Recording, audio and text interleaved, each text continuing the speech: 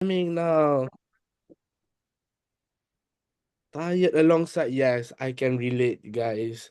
I know how hard you guys been working on this project, on this pitching.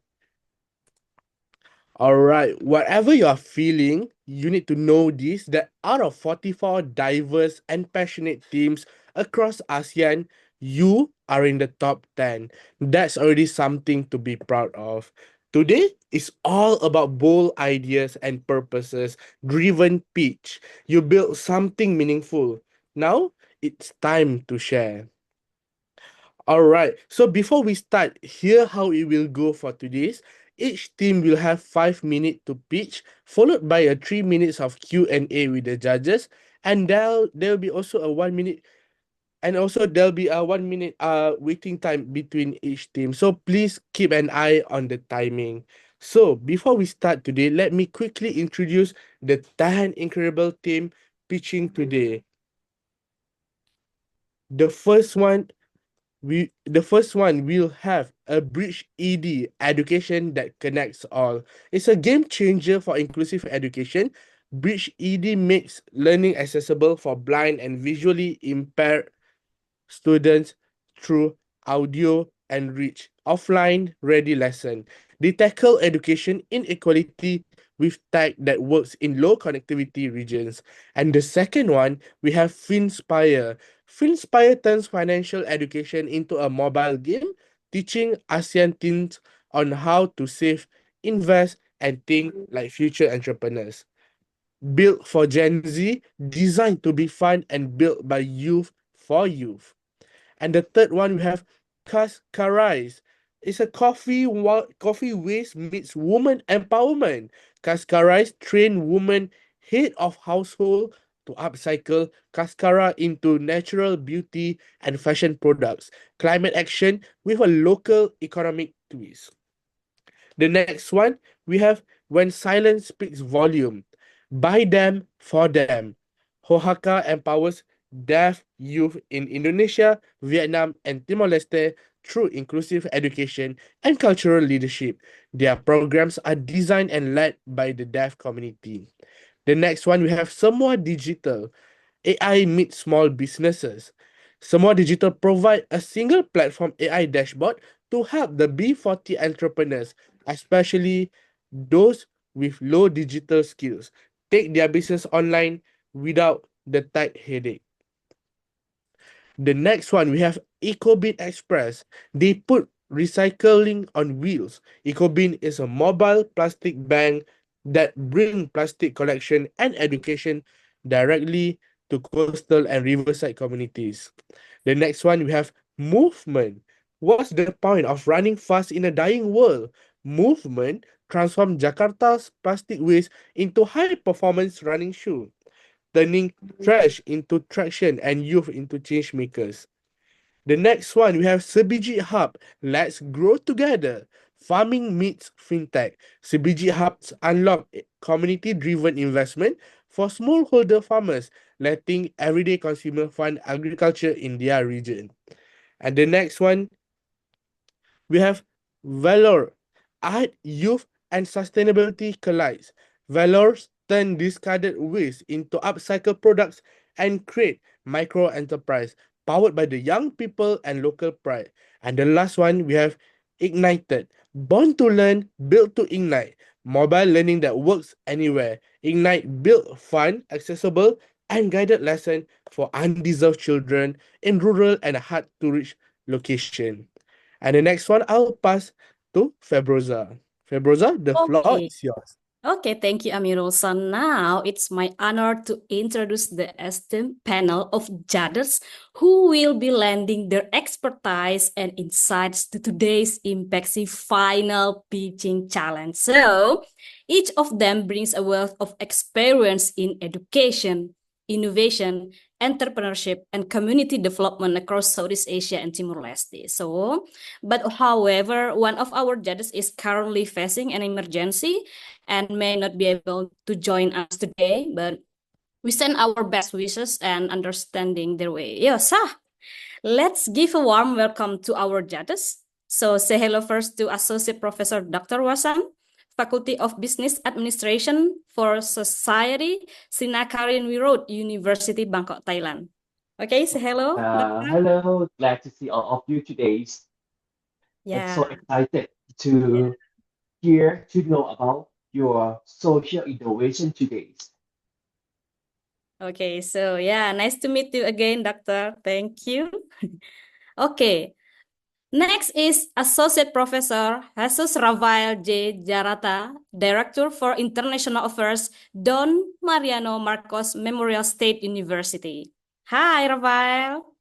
All right. So hello and good morning, everyone. Good afternoon, everyone.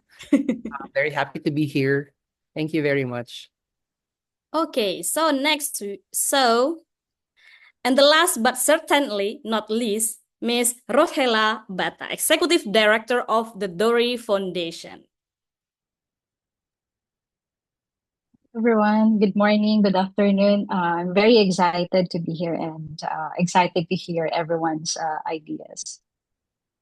Okay, thank you, Rock. Okay, so we are ready now?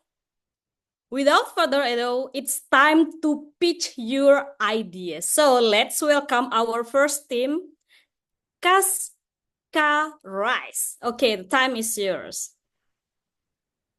Okay, thank you, Bruzel. Let me just share my screen.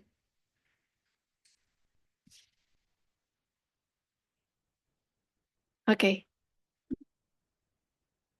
Yeah, can you see the screen?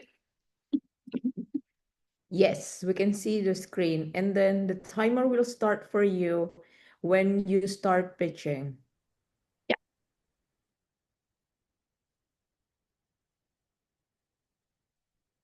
Do you start your day with coffee? Me and million people do.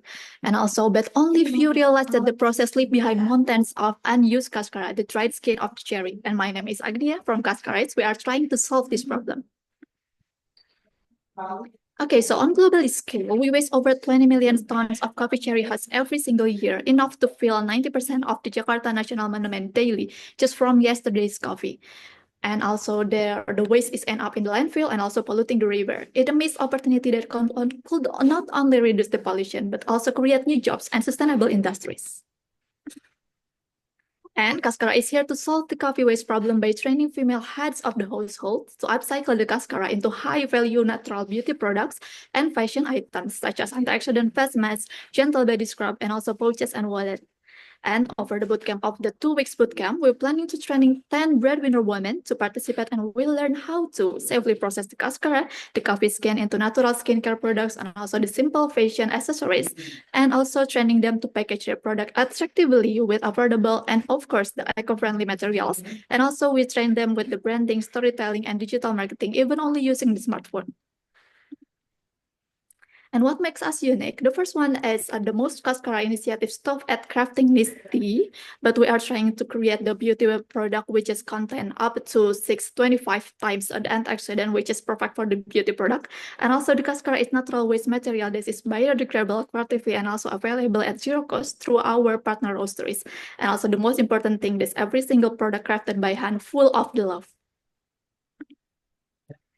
And the impact potential is 1,000 cascara can turn into the 4,000 product, and also the environmentally by processing using 1,000 kilogram of the cascara in the first year, we can reduce around 1.5 tons of the carbon dioxide equivalent greenhouse gases, and also help fighting the climate change. And also economically, we are trying to train the women, which can earn around 2 until 3 million per month throughout the project. And also we are supporting their families. And also we are have the pilot project with 5 women who are ready to become the trainers. And this project is also scalable because the cascara is widely available wherever the coffee is processed. The model can easily scale across Indonesia and neighborhood countries such as Thailand. And as you can see on the screen, we have the business model by 85% margin of the marketplace scale of the cascara-based beauty product and the fashion product, and the price competitively between 8 until 15 US dollar per item. And we can aiming to break even by month 12. This is also the business model. We can also supply B2B white label gross order to indie clean beauty brands. And also we can try to promote it through the coffee event, also the influencer, the beauty salon, and the exhibition. And Michelle, we met Sabrina, Natasha, and Nabila. They really love the high value shopping. They love shopping. They love beauty product. They do workshop, and also they love eco-friendly products. And also we can find about 0.5 million people like Sabrina, Natasha, and Nabila throughout the first until the 3 years. Yes, and also you can meet the Cascarized team. My name is Jada Agnia Mahmuda. I also maintain now over than 25 national and international media and strategic partner at my organization at Rise Social. We also have Alsha Akwiya as the product development. She is the expert on the plantation production graduate, and also she is passionate about the coffee and sustainable plantation. And also we have Atatia here. She is a macro influencer and teacher on sustainability topic in Thailand. And also we have Riza Nisrina. Nisrina is also empowering 5 women in Jember in Indonesia and trained over 300 women of household to be the employment of the salon beauty in the Jember, Indonesia. Yes, and my name is Agnia from Cascares. Let's join us to build real impact story, and every pouch, every skincare jar become a symbol of climate action, handmade, circular, and also clean. Join us to build real impact story. Thank you, everyone. Okay, so thank you for Cascarize a group. So now it's time to judge. I mean, I will choose one because we only have 2 minutes to give the comment, right? Maybe I will give to the Rock first to give a comment. So you have 2 minutes for the comment, Rock. Yeah, thanks, Rosa. Thanks for that presentation. I like that. It seems that your team has a good combination of skills and expertise and background, and I think that's very important. So I really like that. I'm curious to understand the business model better. So, you mentioned that you're doing bootcamp and training women, and they will be the ones producing. So I'm curious what exactly your role outside of the bootcamp. Are you also selling this? And yeah, I guess that's just something that I wasn't quite clear about. Okay, thank you for the question. Yeah, okay. So basically, the business model that we are trying to develop the business system and the women of household and one village of the pilot project, which is in Malang in Indonesia, and we are trying to train them, the women of the household, and we are trying to make them the ecosystem of the business. And after they have the settled business, we can try to develop and duplicate the system in other area. So our team will be the one that duplicate this in the other area, which is each of the business will operate it with the women of the household in that village. Yeah. If I may clarify lastly, will you be the ones marketing this, or will the women be selling it on their own and you're doing the training, replicating it elsewhere? We will do the training, and after that we duplicate the same thing in the different village. So the scalable is on that model. Okay, thank you. Thank you very much. Okay, we still have 1 minute 50 seconds. If from Dr. Wasan or Rafael want to add.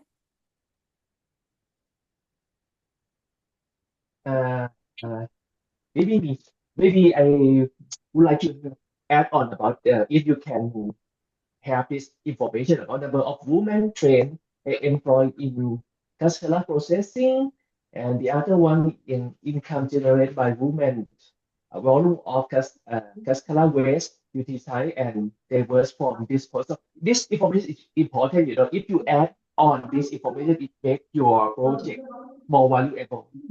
Just my comment. Okay, thank you very much, Professor Watson. Okay, Rafael. Yeah, I just have just one question, because we're talking here about agricultural waste and women's empowerment or economic empowerment. But how do you ensure product quality and safety as well, especially for skincare? Are there any safety regulations or certifications or even lab partnerships? Yeah, thank you for the question. So I actually have the team member that really focus on the product development, and also in CSO plantation expert, which is they can also help the development of the product and also make sure that everything is is safe. And also we are trying to partnership with the BPOM in Indonesia. We have the regulation to create the product of the beauty product there. And yeah, that there is one thing. And also for the fashion item, we don't need to something certification to make. We do need something to certification to make it export in other country. And yeah, we are trying to do that, and we are working on that. Thank you. Okay, so thank you so much. For the next team is welcome to Ho Haka project. So the time is yours. You have 5 minutes to present.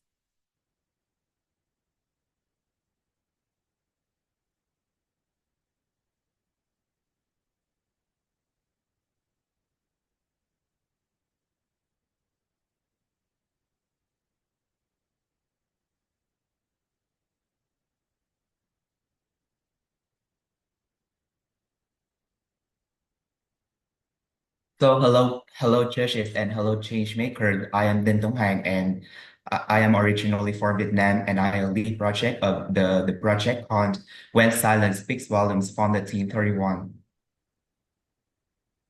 So I was a boy growing up in the background, stick closely to the deaf mute community and who upright but left behind, and we feel significantly compassionate about their background. They didn't have a chance to go to school and pursue their university background, and they're uncertain about their career path. So that is the main motivation that lead us to the project. So related to the SDG number 4 from the UN, which is the equal education. Most of the deaf mute community, they don't have the chance to go to the school. 20 million deaf individuals in ASEAN lack inclusive education, and less than 1% of schools offer sign language curricula. As for the SDG number 8, which is the decent work and economic growth, they also have lack access to this SDG. From the UN, deaf youth unemployment is 2 to 3 times higher than average, and few certified sign language instructors exist. And realizing that kind of problems, burning issues, we offer some solutions right here. So through our business, we will offer the scholarship packages, building profile, and try to make sure they will be more courageous and confident in themselves to go abroad and study overseas for free. But in turn, they need to become our deaf teachers who instruct the hearing individuals, including us, but for the hearing individuals, they need to pay to join the class with the deaf teachers, and from that we get the revenue, and from that revenue we will make the circular business and sustain the business to the end.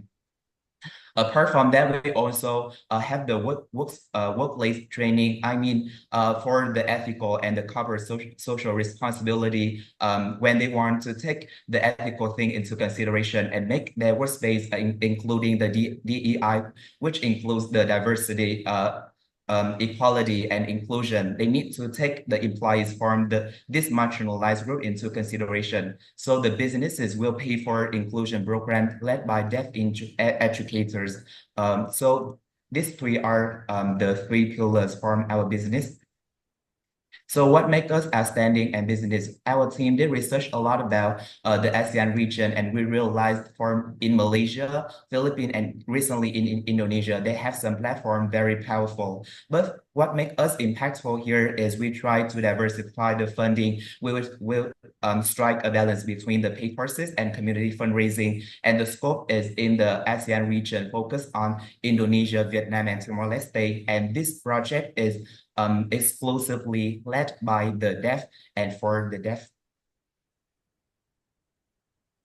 So you can see our values here. We create a triple win ecosystem. Deaf youth gain leadership through scholarships, hearing communities learn inclusion via paid classes, and businesses unlock certified training on sustained by a deaf-led self-funding model scalable across ASEAN. And here are some indicators we estimate and we evaluate. For the deaf youth, over 100 educators trained yearly, and for the hearing learners, over 1,000 paying participant fund scholarships, and for the business owners, over 30 plus certified annually. And our pillars will put an emphasis on online first partnerships and deaf schools zero donor dependency to minimize the cost and maximize the profit.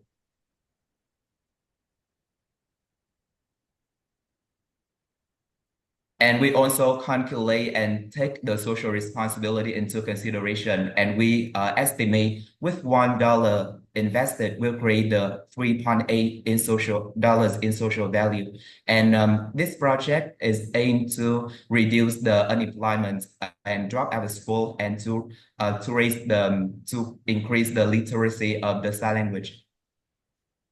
Our team, including me, have a background of finance, so I will manage the budget, track ROI, and reinvest in profit. As for Nara from Indonesia, she will do the affiliation and marketing accounts.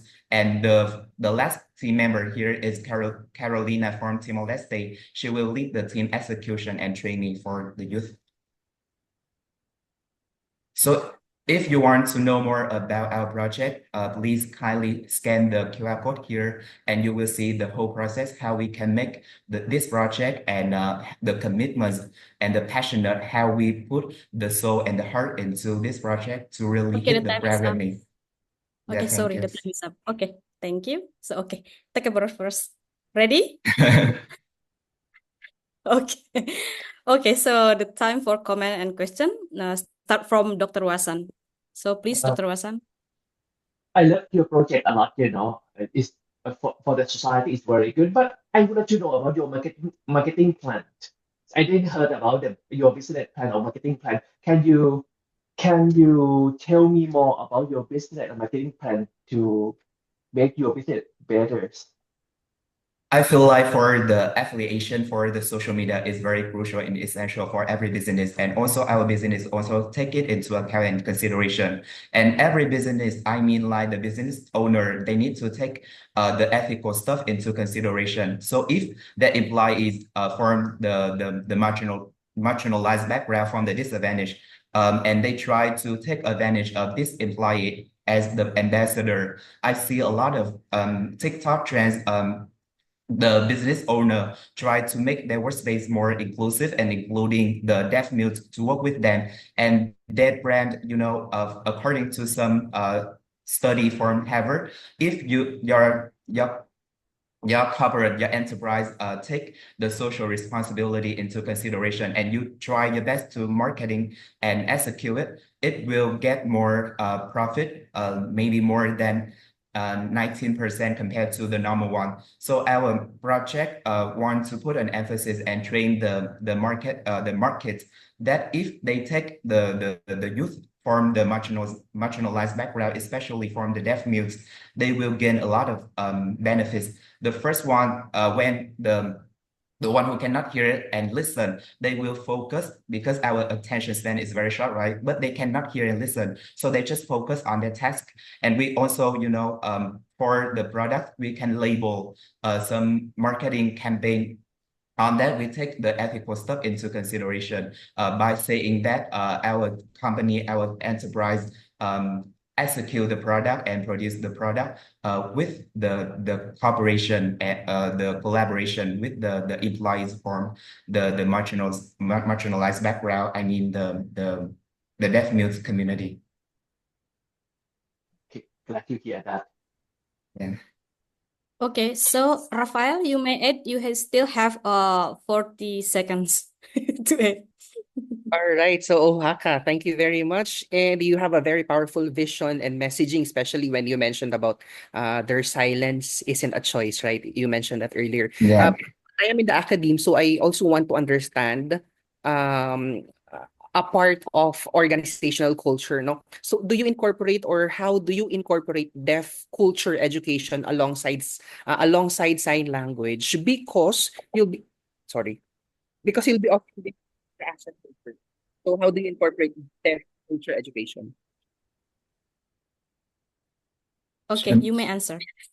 I mean, like most of the deaf mutes from the remote area, the daerah terpencil, so they don't have a lot of access to the quality education. So with this project, as the global scholar who secure a lot of fully funded scholarship from the governments worldwide, so we try to build the profile and try to well equip them with the leadership skill set so that they can be more courageous and confident in their career path later on, or maybe their study.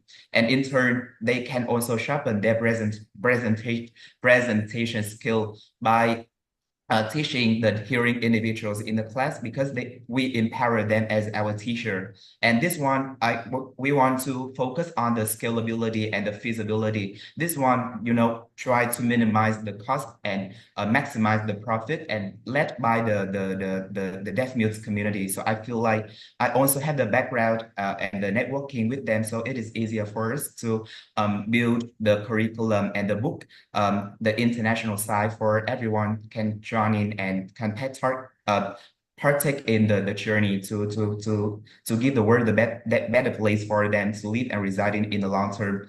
And also, the business owner, as I mentioned before, when they join with us in that campaign, they also gain a lot of benefits, because they will branding their name in name branding their brands, their enterprise in a positive image in the viewpoints of the smart consumer. And the smart consumer, when they compare, apart from the price, they also care about the ethical stuff. So Sorry, this we one, have to stop here because it's already exceeded by 3 minutes. Thank you. yeah, thank you. Okay, so thank you. So the next group is coming from the bridge idea. Yeah, so the time is yours, please.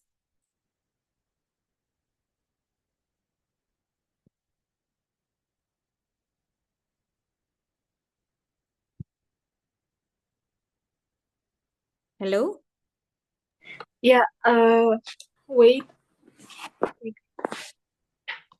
Okay, take your time.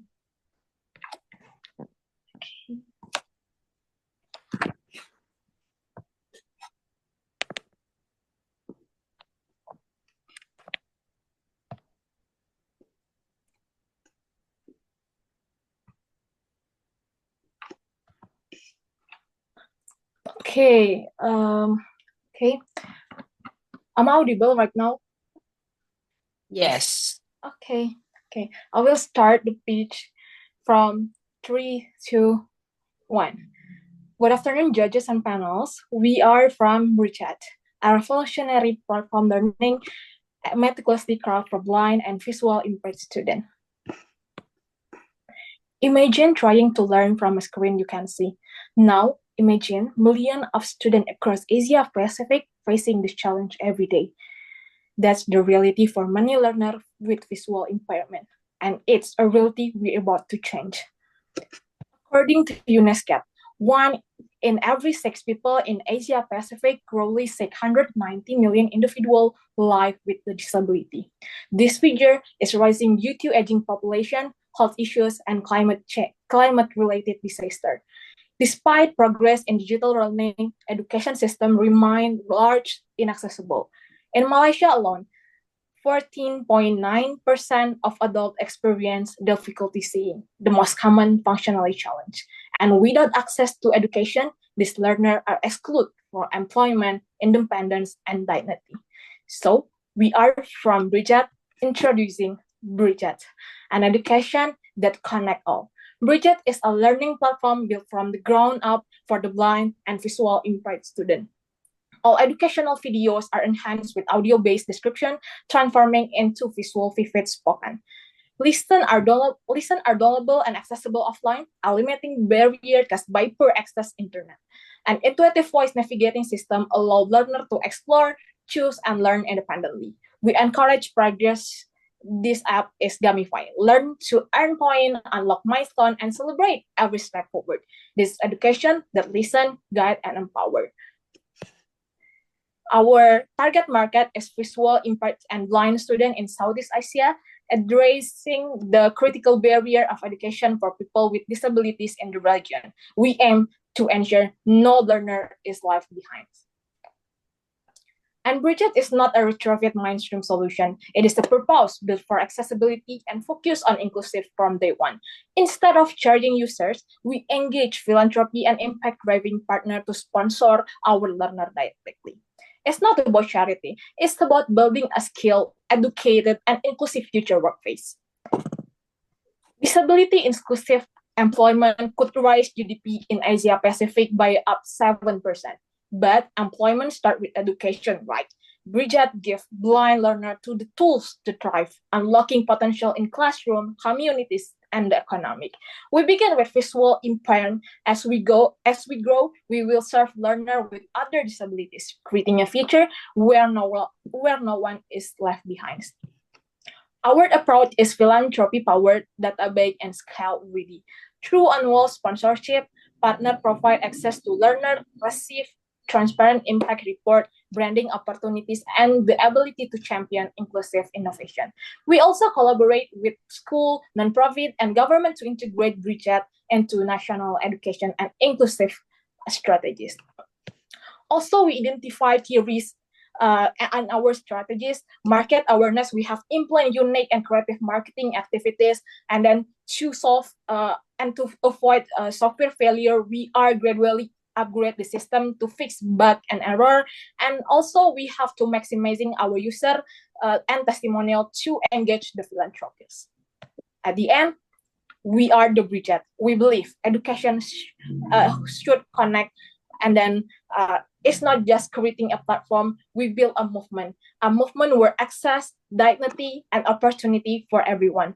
Join us in the bridging the gap, one learner, one voice, and one future at a time. So thank you. We are from Bridget.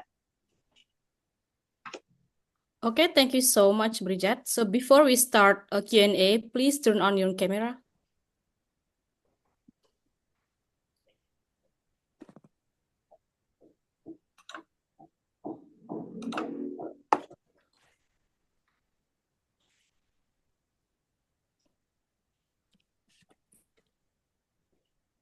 Yeah, Bridget team? Yeah, we are ready. Yeah, please turn on your camera. Otherwise, we cannot see your face.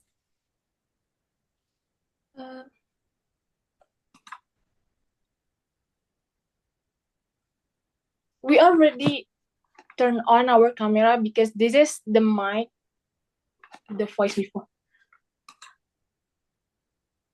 Okay. Okay, so let's start the Q&A from Rafael.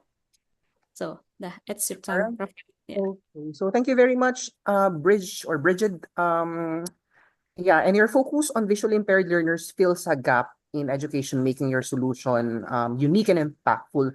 However, serving a niche market can make scaling more complex. So my question is, how do you plan to expand across ASEAN, or do you have a localization strategy for different languages, curricula, or other cultural settings?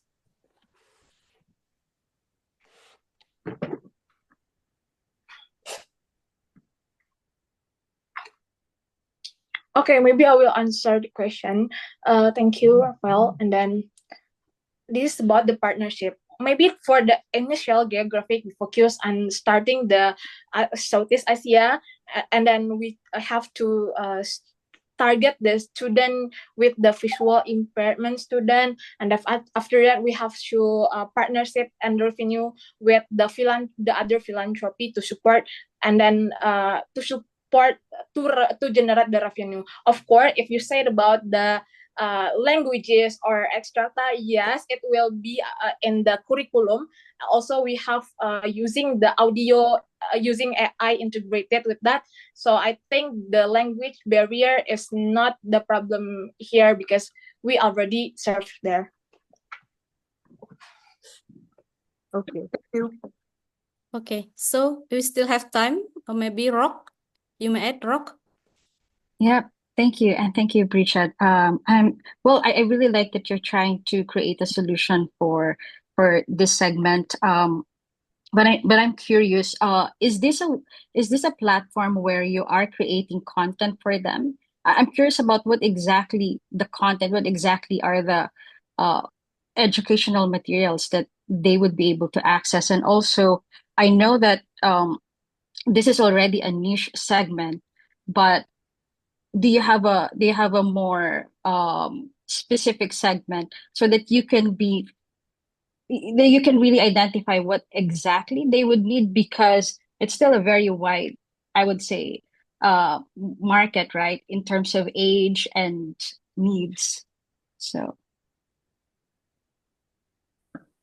Hi, I'm Kat. I'm sorry I can't turn on my camera, but thank you for the question and also for the suggestion. Maybe that this is still uh too wide for coverage, but we are targeting to offer lessons that could improve their potential to be employed, not just in a physical setting, but also in the virtual or digital space. So this may be in the training more of on digital uses or in other topics that basically will improve their employability.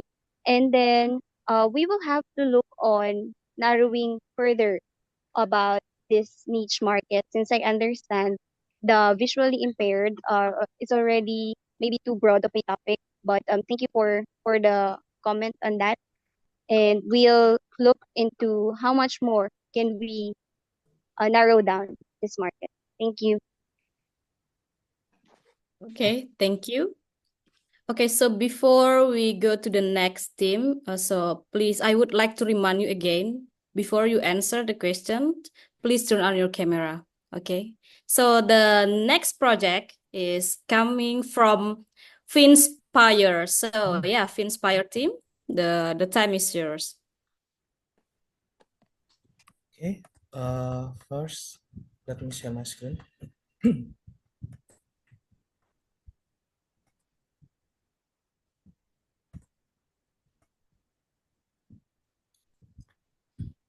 Yeah, hello, good morning, judges. So first of all, I need to ask you something. The first one is, have you ever feel really proud or happy when you can buy the desired things with your saving money? Or you feel really regret when you buy something that unnecessary for you? Of course, all of you can really feel that experience. So do the teenagers in Southeast Asia. And all across Southeast Asia, many teenagers face the same decision as yours, but they don't have any educated learning about financial literacy. So the problem is the teenagers in ASEAN countries, especially those aged 13 until 19, face critically low financial literacy, with estimated between 12 until 30%. This can lead to a bigger problem in the future, such as they can be trapped in the debt or make a bad decision in financial, or even they can have really bad financial problems within their families or communities. And we are in Team Finspire. I'm Pandu Pratama, the representative of the team. Shared with you a mobile game that teaches ASEAN teenagers about financial literacy, and this inspired by Aflatun's life skills framework. So basically, Finspire is a mobile game. This mobile game have a storyline that users need to choose where they can visit destinations to go for a trip. We have 8 destination cities. 7 of the cities is representing Asian country, and the last one is representing Timor-Leste. So when they choose the destination, they will have to collect money to go to the destination. To collect this money, they can saving money by investing smart and learning to earn. And when they collect all the needed money, they can unlock a virtual city with destinations in Asian countries. And if the users can unlock all 8 destinations, they will get special invitation to our main event, which is a business hackathon. So this business hackathon is inspired by real events in Cambodia, when a player or student can make up groups and they can share their business plan to investor, and they can get a real funding from this event. So basically, we have a really unique aspect in gamification. Like Our core feature is gameplay, rewards, and simulations, and we focusing on entrepreneurship and financial literacy. Also, we give the users an action city exploration, cultural learning through the gameplay. So the project, for the first season, we will have 1 year from June 2025 until June 2026. And we plan to launch the game on January 2026. So the market is 160 million teens. And we plan to grab 16 million teens. And for the first year, we really plan to collect 160,000 teens. So the MVP, we will test it on the 5,000 students or students in Cambodia first. Our business model is we are non-profit initiative. We rely on donations, grants, CSR sponsorship, and partnership. And we will partner with local NGO who are implementing financial literacy too. And we will partner with a local game development company which have same advocacy as us to develop the game. This initiative will execute by 3 core teams. First, the project lead, which is me, Pandu, and the financial team, there's Kama, and there's a technical team, Stan. So our budget will be around 30,000 US dollars, and mostly will down to the game development. So lastly, we really hope that you guys can join with us to inspire all the teenage in Southeast Asia about financial literacy. So let's inspire together with Finspire. Thank you. Okay, thank you so much, Pandu, for the presentation. So I would like to invite Rock for the first comment. Rock? Yeah, thank you so much for the presentation. I actually really liked it. I think you're addressing an important problem. It's sorely lacking in our formal education. I like the concept. I think you're very clear with your target audience, and the game seems to me could be really engaging. And it seems to me that there's a lot of thought put into this, not just the presentation. You have your timeline, you have I like that you're measuring your impact, which is the financial literacy, because that's the goal, and you're trying to measure it and you're doing testing. I really like that. And I also really like that you're very clear with your approach that you're an NGO, and I there's a value to that, knowing if this is a business, or if this is supposed to be a nonprofit, so that you can really be focused on achieving your impact and not get distracted by profit. And I think that decision makes a lot of sense in what you're trying to do. So I don't have specific questions, but I'd be interested to know more, I guess. So I mean later on about your progress. So I thought it was great. Yeah, thank you. Congrats. Okay, thank you, Rock. So maybe we can invite Dr. Wasan. Because you are the non-profit team, But when you do business, you need the money. If no one support you, what you gonna do?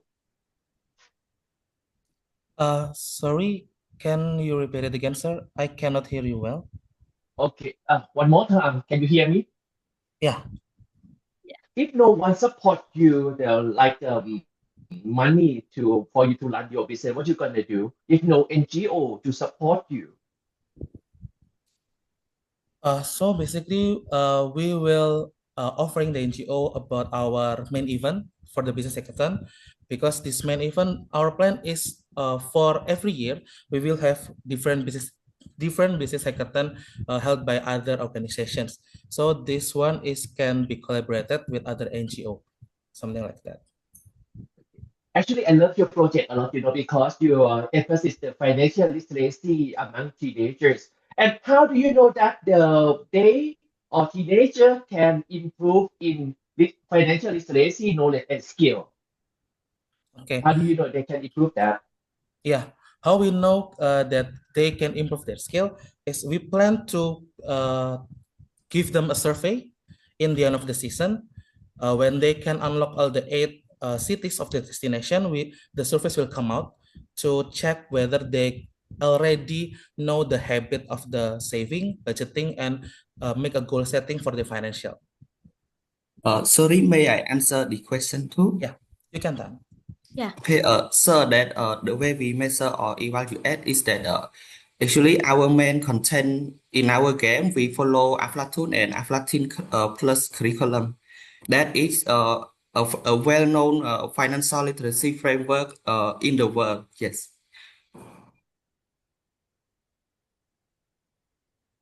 Okay. Again, Okay. about that. Okay. So yeah, we still have 1 minute left. Rafael, you may add if you want to have a comment or a question. Okay, thank you very much. And it's an interesting application that you'll be developing, that you are developing. My question is because I think I have already seen some games related to financial literacy, applications for games. So my question is, what makes your game unique compared to the existing financial literacy applications? Okay. What makes us unique is as previously, Tan, one of my teammates, already mentioned that because we take the game framework or the content of the game framework from Aflatun of Aflatins. And the second one is we have a real business study case, which is the business hackathon. So in the end of the season, when the player can unlock all of the 8 destination cities, they can get a special invitation to join in the business hackathon event. This one is really unique that all other platform maybe still don't have about that. Okay.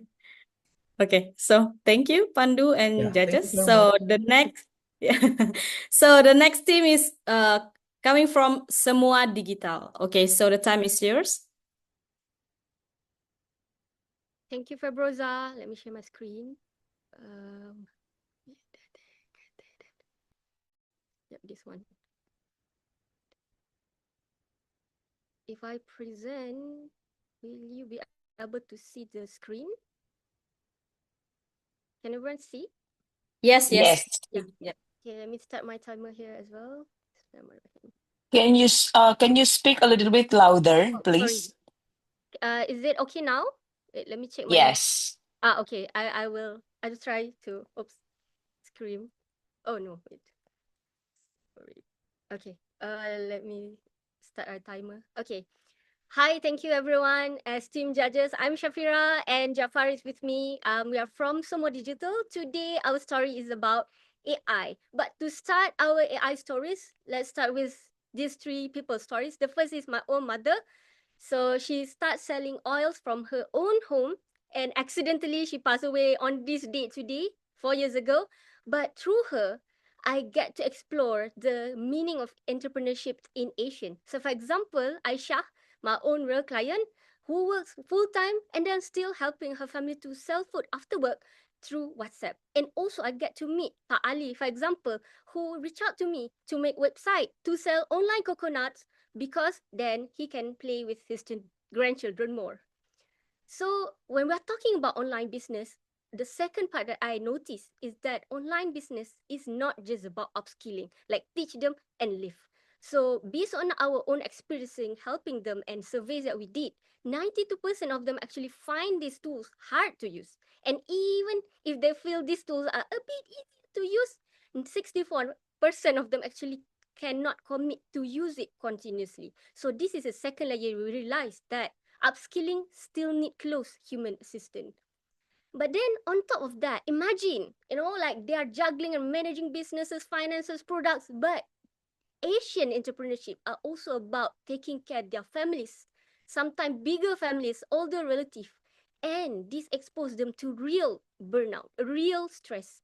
And this makes us realize the meaning of entrepreneurship in Asian, which is about families and societies. And throughout ImpactSEA, gratefully, we realize that this problem is not common in Malaysia only. We realize it is also the same in Philippines and Indonesia. So that's why Jafar and I, we take back the idea that one pre-accelerator project of mine last year, which is Semua Digital, we refine this to help B40 non-tech savvy solopreneurs with the problems that I shared just now. So how? So for our current stage, we focus on these 3 things. The first is to help them with business proposal. Why? So they can get loans and they can hire people, they can offload certain parts of their works. Second, they can also get help to consistently produce social media posts why this is important to translate into sales. But if they get overwhelmed, they also can get a personalized daily/weekly task for them to be focused. But and all of this is one platform and also in localized language. For the current time, it is in Malay. We are onboarding English. But the most important thing about this is it is AI that is working side by side with human. This is not to replace human, not to replace us. So the experience of our team, for example, myself, I am Shafira. I work as AI safety researcher for the past 3 years and also web developer/advocate for the past 6 years, combining with Jafar, also working in similar tangent on digital literacy and economic empowerment in Philippines. We combine our business solution to offer something that business tools out there don't really offer, which is tech and human side by side. So in terms of our milestone and early traction, we are really happy that for the past 6 months, we get around consistent traction, around 1,750 ringgit per month. And this shows that there is a real need for this problem to be solved. In terms of our business model, it's quite simple. One is whenever they want to use, per usage fee. Whenever they want to use the AI with us, that is second service. And the third is we are open to white label our tools for other business enablers so that they can help more B40 micro SMEs out there. In terms of market sizing, we want to help 400,000 micro SMEs who are not digitalized yet. This is focused in Malaysia as of this data this year. But we cannot do this alone. So this year, we want to focus on two crucial parts. The first is the tech to fine-tune the LLM to incorporate the agentic AI, but with AI safety guardrails. While we are developing the tech, we also want to make sure we will have digital ambassadors to help more and outreach more micro SMEs out there to translate and to reclaim back 20,000 hours for these micro SMEs and to their families. So ImpactSEA make us realize that AI is about uplifting people, not replacing the life of everyday Asian entrepreneurs. So that's all. And making impacts across Southeast Asia with some more detail. Would you join us? That's all from me. You can scan the QR to use the platform and share us your feedbacks. Thank you. Okay.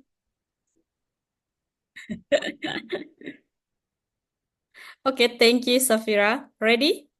Yeah, Okay, thank so you so much yeah, for we would listening. like to invite Dr. Wasan for the first questions and comment. Please. First of all, I feel sorry to hear about your mom's. But, Yeah. you are Thank you, really strong, Prof. actually. Yep. And for the presentation, I have a few questions. Please. I know about your business, but how can you increase your sales revenue and customer list for these micro SMEs? Yes, thank you so much, Prof. For the time being, in the past, actually, we slowed down because we focus heavily on the tech. So that's why with Jafar, we are thinking of one, delegating the operational works more so that we can reach out to more micro SMEs. That is first. And second is to get more data to fine tune in the LLM. Meaning to balance the tech and the operation side. So that's when we can help more because it's a bit manual still when we are helping them. Yeah. Is that answering you, Prof? It's okay. It's okay. What about okay for the economic impact is okay. What about social impact? Can you tell me because this one we talk about social enterprise. We can talk about social innovation. Can you explain me about your business about the social impact for this one? So one that we did try to track is in terms of the hours. So normally all these micro SMEs when they upskill and do themselves, they actually take like 6 months to perhaps more than 1 year to digitalize. So in terms of hours, that's that. And then if they get to claim back these hours, meaning more time for their family and also their own self well-being, less stress and less burnout, less loneliness. So that's some of the impact that we want to capture. Yeah. Okay. Thank you for your answer. Thank you, Prof. I have my teammate Jafar. If he wants to add in, yeah. Okay. Okay. So maybe we can invite Rafael for the next questions or comment? Okay, yeah. Thank you very much, Shafira. My question is, just like other AIs, no, how do you ensure data privacy and security for vulnerable users, especially given that loans and business proposals may involve sensitive information? Yes, I really love that question, given coming from my background, AI safety. So that is the dilemma, real dilemma, because we want to scale this, but we want to also make sure the safety guardrails is in-house. So that's why one is to do safety embedding intentionally. So when we develop, for example, the business proposal, one is we really upfront that we don't read their data. But the thing is, and this is the experiment and test that we're doing, is that some of the LLM can, have that access. So we have to check whether the LLM, the API that we are using, can get to that. So that's one part that we notice and we want to improve. Time's up. Yeah. So thank you, Safira and semua digital team Thank and you. judges. Yeah, so for the next teams, coming from movement team. So the time is yours, please.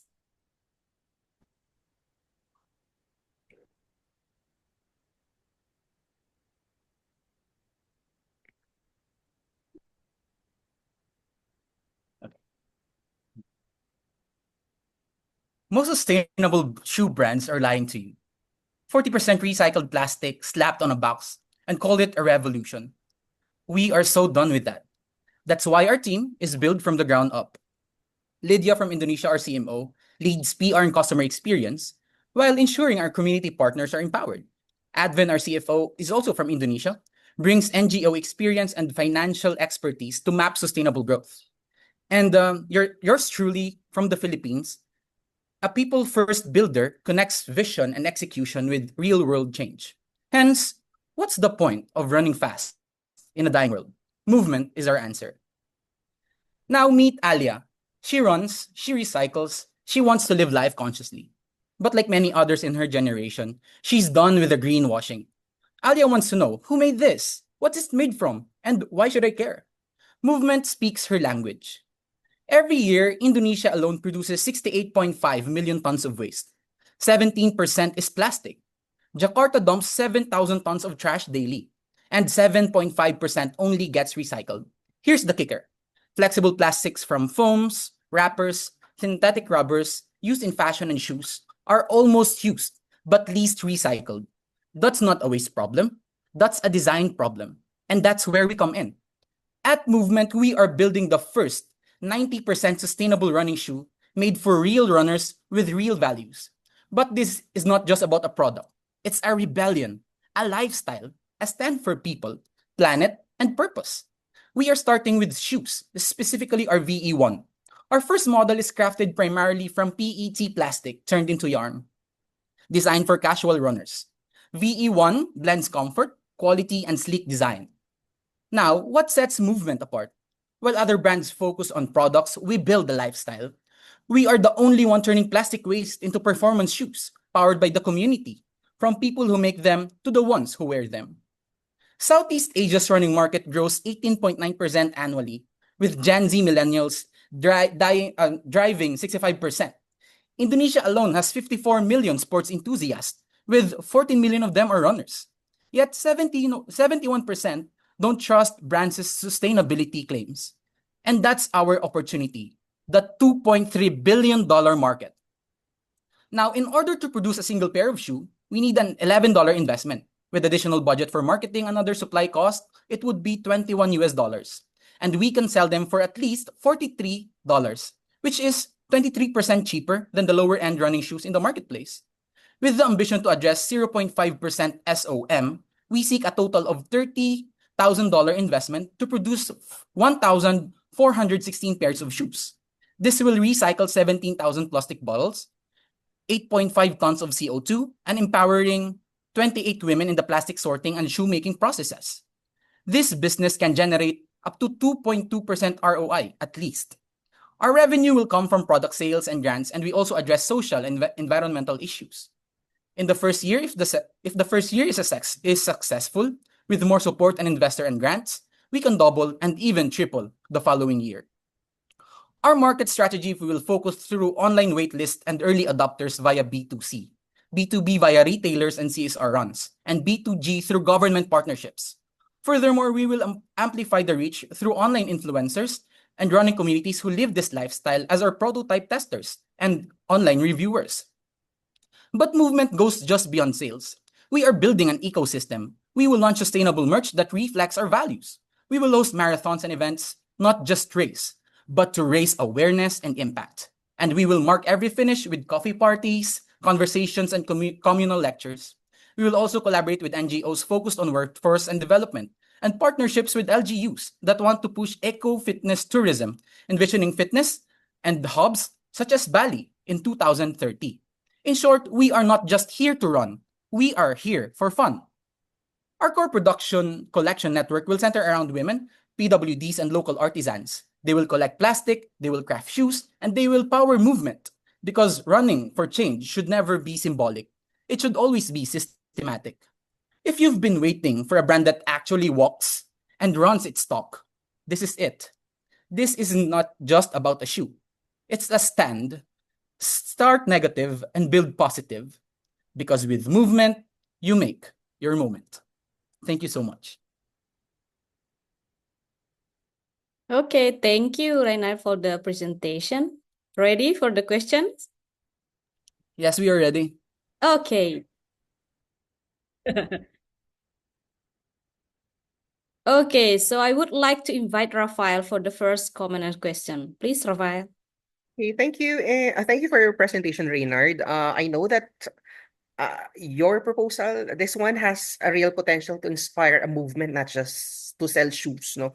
And your storytelling and vision presented earlier have solid execution strategies, product development, expertise, and scalable operations. But my question will focus on your target market. Are you targeting eco-conscious athletes to wear the shoes, or the urban consumers, or the socially driven fashion buyers? Thank you for that wonderful question. We believe that we should start at the very micro of who is in this movement. We will start with building communities first, because by building community, we will have return customers. And by having return customers, we will have revenue. And by having more revenue, we will have more impact to those who we are helping, like women, PWDs, and the local artisans. So by that, when starting small and by earning more, we will scale up. We will not only sell shoes, but we will now sell merch such as tote bags, flasks, caps, that really inspires us. No? That would make them inspired. We are also planning to host marathons. No? Like we could do like exclusive clubs, no? Which would require feature memberships. So by holding those marathons, we would know that how many people are very interested with us. And when we say that we have succeeded in a regional area such as Jakarta, we are planning to move bigger. Like, for example, we are planning to move to Bali, which caters lots of foreign investors, foreign tourism. And most of them, if I'm correct, are like fitness enthusiasts. So those really are like our plan to scale up our target audience. Thank you. Okay, thank you. So maybe Rock, you want to add something? You still have 40 seconds. Yeah, Thank you for the presentation. Just like what Rafael mentioned, I thought it was a really good presentation, inspiring and really interesting. And you also presented the important numbers. I'm curious, what stage are you in now in the development, or have you also tested with validated idea? For now, and how did you do that? Yeah. Okay, sorry. Yeah. Is our team member here? Because he's the one in charge with the logistics. Is Advin here? Okay. If not, maybe I could answer. Okay. Are you here, Advin? Yeah, okay. Edwin is here. Yeah. Hello, everyone. I'm sorry, my bandwidth is very low. We're trying to connect from several gadgets. So it's just an idea from us, and we've conducted like several times of research here. I've been like researching this several times, but still we haven't do any prototype or haven't do any we haven't implemented anything here. But similar with this, I'm coming from an NGO background, so I have like some kind of similar activities related to this. Mhm. Yeah. Thanks for that. I'm only asking because maybe just there's possibly underestimation of cost and overestimation of potential sales that you could review, and also would be good to know like how many would you need to sell and in what duration so that you would have enough runway with that 30K initial and how much you might need later on. But I think it's a good start. Thank you. Yeah, thank you. Actually, we already contacted the manufacturing company in Surabaya, very close to Bali, and the actual cost to produce one shoe, like conventional shoes, is less than 11 US dollar. So considering that we are also producing plastic here by recycling the plastic bottle, I already top up a little bit number to that, $11. So I think $11 is a rough estimation. And that's why I also like add another bumper within the $10 US operating marketing and etc. point. So I think 21 is quite good number on our estimation. While for our aim to achieve 1,416 shoes produced in the initial phase is actually I was just like thinking 30,000 is actually quite average number for initial investment. Like we can just improve, like change the number according to the potential investment that we can get from investor. It's just like a number. Sorry, time's up, movement. Thank you so much. Okay, Thank you so much. thank you so much. Thank you so much, movement and Thank also you. judges. Okay, so the next team is Ignited. So yeah, Ignited, welcome, and the floor is yours. Hello, Hello, am I everyone. audible? I will share screen. Yeah, you're audible. Emmanuel Okay, okay. will Thank you. present it. Right. Okay.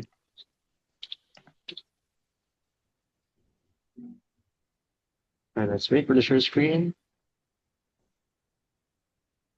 Okay, let's see. I can see it. Okay. So we can start now, Grace.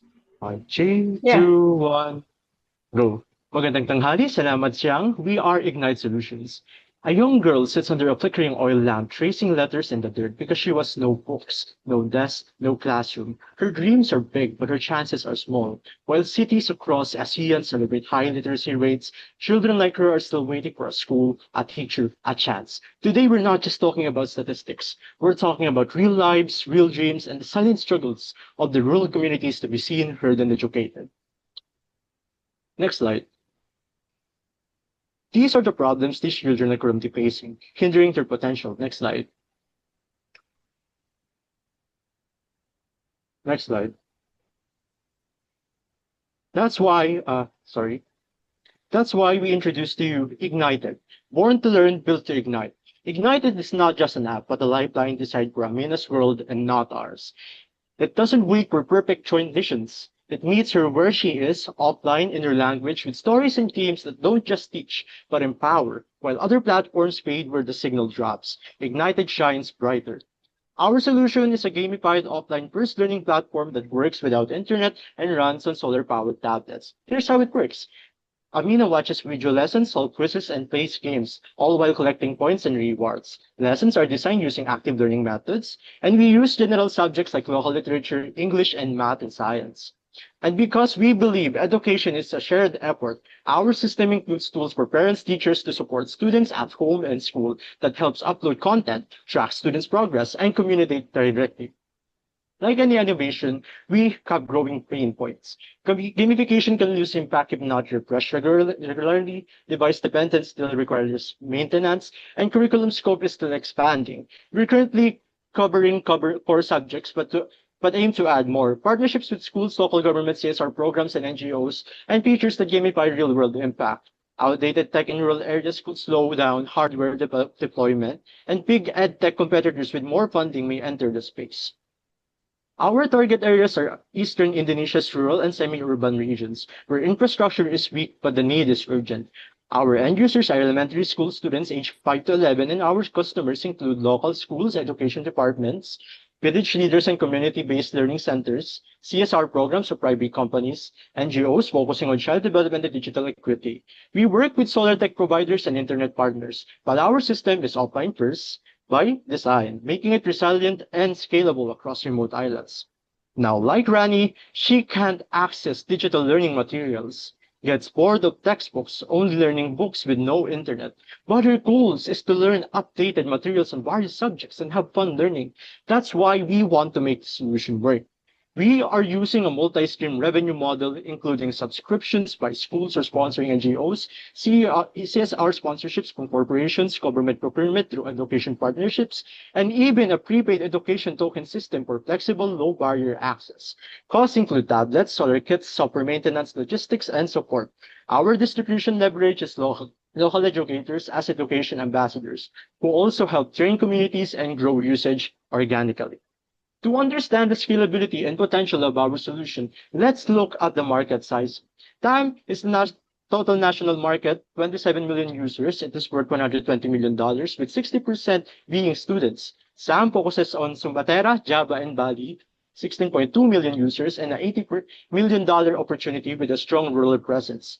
Our starting point is rural Java, where we target 340K students from 6.8 million users valued at $4.25 million. By starting with SOM and scaling through SAM and TAM, we ensure manageable growth while unlocking a huge opportunity. Our roadmap aligns with the demands and the supply. We track our impact not only by how many children we reach, but how much they grow.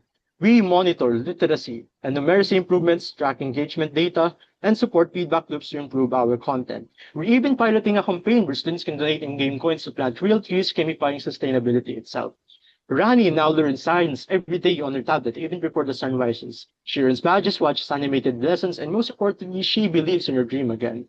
Now, Ignited, we're on a mission to bridge the education gap in rural communities. Our app brings offline, gamified learning right into the hands of students who need it most. Through active learning methods, strong community involvement, and features designed for the future, we make education not just accessible, but enjoyable and impactful. Let's give every child, no matter where they live, the chance to learn, grow, and thrive, because they were born to learn, and we were built to ignite. And this is Ignite Solutions, a group of students signing up. Thank you.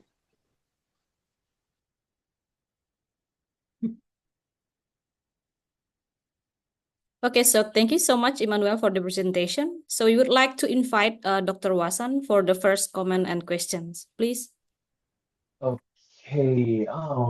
It's a great presentation actually. And I have a question that how do you know that they can improve in literacy and numeracy skill?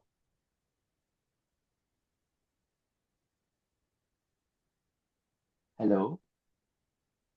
Hello, you are muted, Emmanuel. Okay. Can I repeat the question? Can I repeat this question? So sorry, all right. on my part. Okay. I love your presentation and your it add a lot of, but I would like to know more about how do you know that your children or your whatever educators improve in literacy and numeracy skills? Okay, so for the digital literacy, we are focusing on. Do you guys know about A1, A2, different types of rankings in English system, and not just only in English system, but we're focusing on local literature as well. So to improve the content wise, we are focusing on grade level, and as well as teachers are going to provide the content and through our own application. That's how we reach out to the parent and teacher and student platform. Maybe I will also add for the numeracy and literacy skills. Thank you. Uh, we also will connect that to the CIFR levels. And then there is also a global mathematics framework from UNESCO that we will help to implement in the curriculum to make the curriculum more general to the children and also the ASEAN region. Thank you. Okay, that's all for me. Okay, maybe Rock, you wanna add something? Yeah. I guess in relation to what Professor Wasan was asking, I'm curious if you're going to do like pre and post. Would there be testing before distribution? And I'm also curious, what's your estimate for your cost per user? Because there's a hardware that they would need to procure, right? And yeah, what's your estimate cost per user?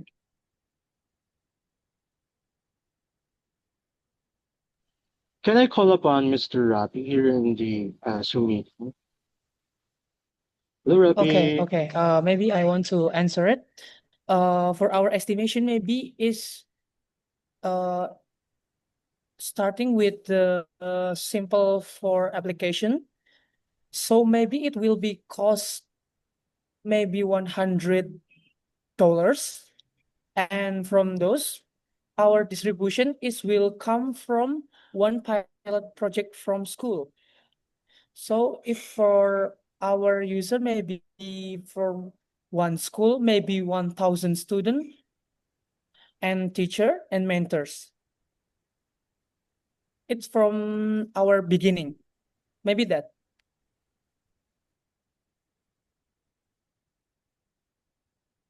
Okay. Okay. How Golda? about the testing? Yeah. Would you be doing pre and post and uh, testing of the curriculum? Yes, Yeah. ma'am. Okay. I'll go ahead, Emmanuel? please. Okay, I will answer that. So, in the testing itself, we will do the testing in the rural areas also, and we will be also engaging with the local stakeholders and also the key audience of the rural areas itself to know how the children is learning and how what is the curriculum that they required in maybe schools or the community learning center itself in the rural areas. So we are going to adjust it and also provide and curriculum that is designed for them. And also we're going to do the research in other rural areas as well, but we're focusing on the Indonesia and also rural Java first. Thank you. Thank you.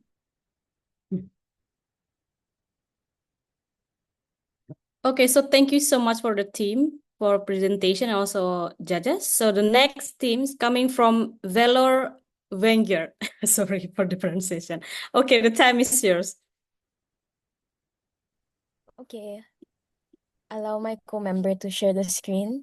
Give us some time. Thank you.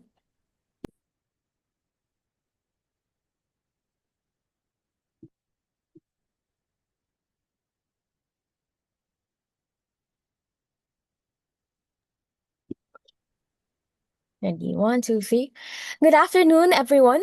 What if the plastic we threw away yesterday became a piece of art tomorrow? Imagine a world where trash isn't wasted, it's transformed. When forgotten traditions are revived and where young people don't wait for opportunity, they create it. Welcome to Valore Vanguard, where we turn waste into worth and empower communities, one beautiful product at a time. We are Valore Vanguard, a youth-led social enterprise on a mission to rise, create, empower. Through creativity and community, we turn waste into beauty and challenges into opportunity. Southeast Asia is facing a triple threat. First, over 31 million tons of plastic waste are generated each year. Over 11 million tons of that ends up in the ocean, most of it from our region. Second, youth employment is averaging 9.2%, and it's even higher in places like Indonesia, exceeding 13%. Third, we are witnessing the gradual disappearance of traditional crafts, losing generations of cultural identity and livelihood. Waste is piling up. Young people are being left out, and our cultural roots are fading. That's where Valore Vanguard comes in. We are creating the Valori Community Upcycling Lab, a space where waste is transformed into functional artistic products. Local youth, women, and artists are trained and employed, and traditional crafts like banig, tais, and batik are reimagined in modern forms. We turn plastic, glass, fabric, and paper into tote bags, vases, earrings, and candle holders, journals, pouches, wearable art, eco notebooks, calendars, and business kits. Each item tells a story of renewal, resilience, and culture. We're building for a clear audience. Our primary market, urban youth aged 18 to 35, eco-conscious consumers, tourists, NGOs, and creative professionals across ASEAN. Secondary market will be gift shops, hotels, cultural institutions, and event planners. Let me introduce you to Mai, 26, from Hanoi. She's a social entrepreneur who shops on Instagram, values sustainability, and seeks out gifts with meaning. But she struggles to find culturally rooted, ethical products and wants to support brands led by women and youth. Valori gives her everything she's looking for: style, story, sustainability. And we reach her through Instagram and TikTok, eco fairs and pop ups, B2B bulk orders, retail collaborations with eco stores and museum shops. And here's how we make it work. First, we collect waste through local partners, such as homes, office markets, and informal waste collectors. Second, store it and clean using basic tools. Third, train and employ youth, women, and artists in creative workshops. Fourth, sell products online at events and to businesses. And fifth, reinvest profits into training, research and development, and creative innovation. Our revenue streams include B2C and B2B product sales, custom collaborations for events and packaging, paid eco workshops, and community training sessions. We are expecting $10,000 to help us scale this movement. And here's an overview of our costing using different materials. Here's what's next for the next few years. For the third quarter of 2025, this is the launch pilot production starting with Dili in Timor-Leste. Next, regional test sales in ASEAN and pop-up showcase, securing B2B clients with eco retailers, and expanding into Indonesia, the Philippines, and Vietnam. Our social and environmental goals include divert waste from landfills and oceans, create green jobs for marginalized youth and women, revive ASEAN art in contemporary forms. And our early impact is to upcycle over 1,500 items, train 20 plus youth and women in Dili, pilot across 4 ASEAN countries with local artists. And to make this possible, we are a regional team united by purpose. EFA from Timor-Leste, the innovation and finance lead; Krishna, the project facilitator and market researcher from Indonesia; yours truly, Ari from the Philippines, the community and partnership builder; Haitrang from Malaysia, the operations and impact coordinator; Diva from Indonesia, the creative strategist. Together, we're building a circular, creative, and culturally rich ASEAN powered by youth collaboration. With Valore, every piece recycled tells a story, every skill taught uplifts a life, and every partnership strengthens the region. We invite you to join us. Whether you're an investor, a collaborator, or a conscious consumer, your support turns waste into worth. Together we rise, create, empower. With Valore, victory is in every product, every person, and every purpose. Thank you very much. Okay. Yeah, thank you so much, Ariana, for the good presentation. So I would like to invite Rafael for the first comment and question. Thank you. Okay, thank you very much for presenting your Valor Vanguard, no? My question is because you mentioned earlier about culture, etc., but how do you plan to respectfully integrate traditional crafts like banig, batik into your products, while avoiding issues of cultural appropriation? Because this has become an issue already, right? No, especially as you scale or enter international markets. So, how do you avoid issues such as this cultural appropriations or inappropriations? So in the process of planning out the products that we will be creating, we will be ensuring that heavy research will definitely be made. That is why we have our research and development leads. And we will also be consulting experts from the countries, especially those where we're coming from, which are Timor-Leste, Malaysia, Vietnam, and the Philippines. So we have to make sure that we know that that we aim to make it as respectful as possible, and to make sure that it's not gonna be it's not going to be culturally appropriated, because our purpose is to really revive or like make sure that the culture is still alive within these countries. So it's really research and consultations with experts and other people who really know about these cultures. All right, thank you. Okay, so thank you. So we would like to invite Rock for additional question and comment. Yes, thank you for the presentation. I like the combination of environment, youth empowerment, and cultural in this idea. I have to say, personally, I don't feel much qualified to give feedback. I feel like this is an area that I have very, very little knowledge on. I guess if there's anything that I'm curious, that would be the scaling part. And it's probably because of my lack of understanding, but I imagine this as very localized and very you know very localized implementation. So I'm curious about the idea of scaling. So when it comes to scaling this, we really plan on focusing on one country first and choosing as well a specific community that we really want to engage and interact with. Because in the first place, the entire concept of the project is really to hear the stories of the people and how we can integrate their lives into the products that they will make. So in terms of scaling this, we will start first with Dili in Timor-Leste. So we will be choosing a specific community there, and we will be training the women and the youth, as we said, around 20 or more. And then eventually we will be branching it out to um the remaining three countries. So we will really do it slowly and making sure that as we branch out more to countries, we'll make sure that the country where we started from is already founded or established and is properly operated. Thank you. Okay, yeah. So thank you so much, Ariana and Valor team, for the presentation. So yeah, let's welcome to the next team from EcoBin Express. Yeah, so please.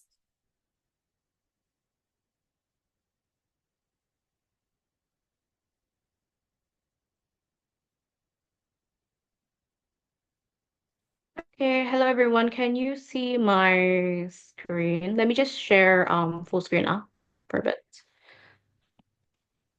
Am I audible? Yes, we can hear you clear and sound. Okay. Okay. So let me start. Greetings, everyone from Echo Bin Express. We are an aspiring social enterprise made of changemakers from Brunei, Philippines, and Indonesia. So before I begin, let me ask you all two key questions. Why does Southeast Asia struggle with waterfront plastic waste, and what untapped value could hold the key to a cleaner future? So before I dive into our solution, let's talk about plastic waste management. As population in urban area is set to increase 400 million in 2030, you can imagine the increase of waste generated compared to the 243 million tons reported to be produced by 6 key ASEAN countries as of 2016. And only 25% of this are recycled. Not to mention, 90% of global plastic waste are mismanaged and polluting our oceans and rivers. So our solution, it is the mobile plastic bank, bringing value directly to coastal and riverside communities. So how does it work? First, we announce our schedule and route, and we visit these communities with our mobile van, and the community that brings their plastic bottles and containers, these are weighted, and we pay them instantly in cash or credit. So all collected plastic is then taken to our central facility for sorting and bulk sold to recyclers. And we also have our mobile plastic bank app with features such as schedule route with GPS monitoring for community transparency, carbon footprint calculator, and also the loyalty rewards. So what differentiates us from our potential competitors? First, people, the community will get income. Second, our mobile plastic bank will reach remote areas. Third, it will stop river and coastal pollution. Fourth, it's hyperlocal and adaptable. And fifth, most importantly, we aim to foster community spirit and environmental responsibility for generation to come. So we don't just collect, we empower. And as for our business model, we would like to highlight the importance of recycling companies, local community leaders, religious leaders, urban rural household as our immediate partners, in addition to our potential long-term partners from local government to environmental agencies. So our customers include local households and governments who want convenient plastic collection, as well as the recycling companies who buy our sorted plastics. And revenue is generated sustainably by selling the plastic to recyclers. We also earn carbon credits for reducing pollution, and we also aim to partner with green brands or receiving grants. So as we connect with our customers through our app, social media, and also building strong ties with local community leaders through our planned local community events, including awareness campaign, this we believe is a multi-channel approach, ensuring that we reach everyone, creating a reliable supply of plastic for recyclers and a sustainable income to keep our environmental mission going. So in terms of market research, global plastic recycling market is valued at 55 billion as of 2023, and Southeast Asia, including Indonesia, represents a large informal recycling economy as it is the hotspot for plastic pollution. So in terms of our seed round funding, we're seeking around 12,000 USD to launch EcoBin Express. And our seed investors are set to own 40% of the company, alongside the founders, future team, and strategic partners. So this structure ensures our shared success and immediate impact. And our startup will create waves of impact. First, environmentally, by drastically reducing marine pollution and boosting recycling.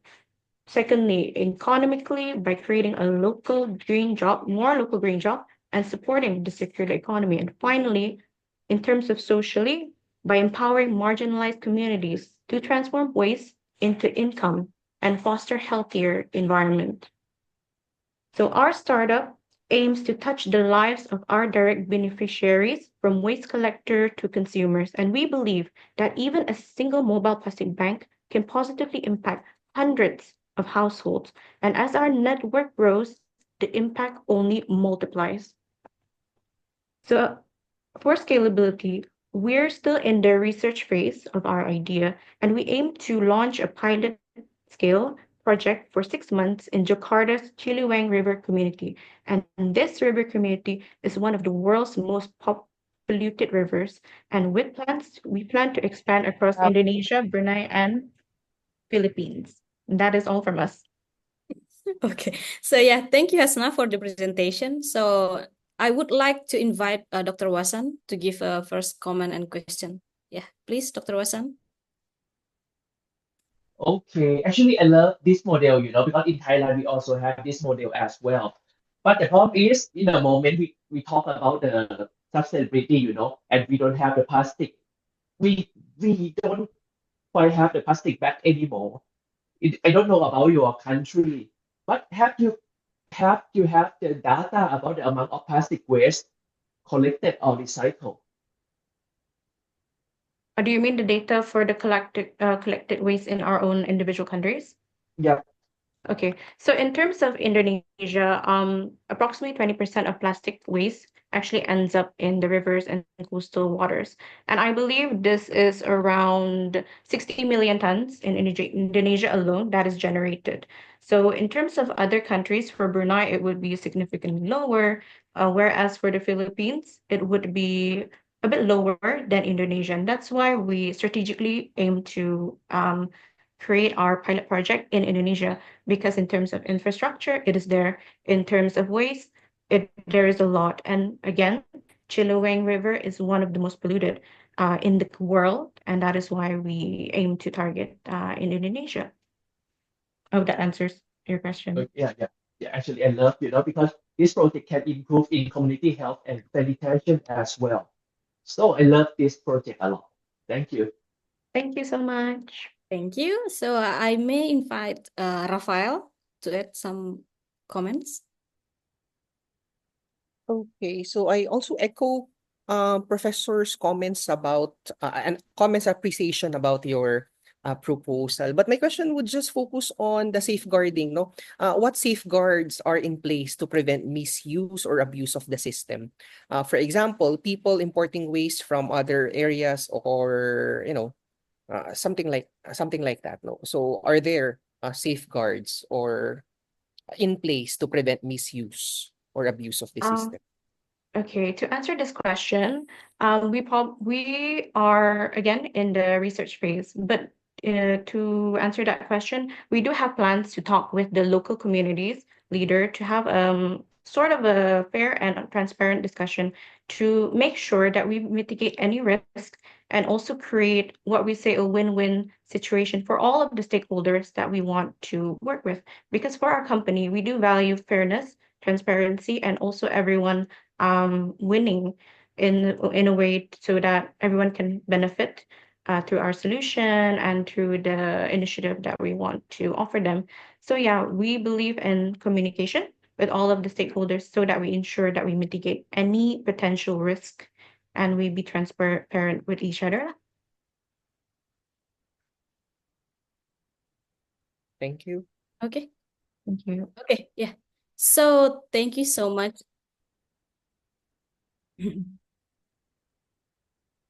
Okay, so thank you so much for Hasna for the presentation and also from Ecobin Express and also the judges. So yeah, yay, we have finally reached the last team to present. So please welcome BG Hub for the next team to present. Yeah, Sah, the floor is yours. Right.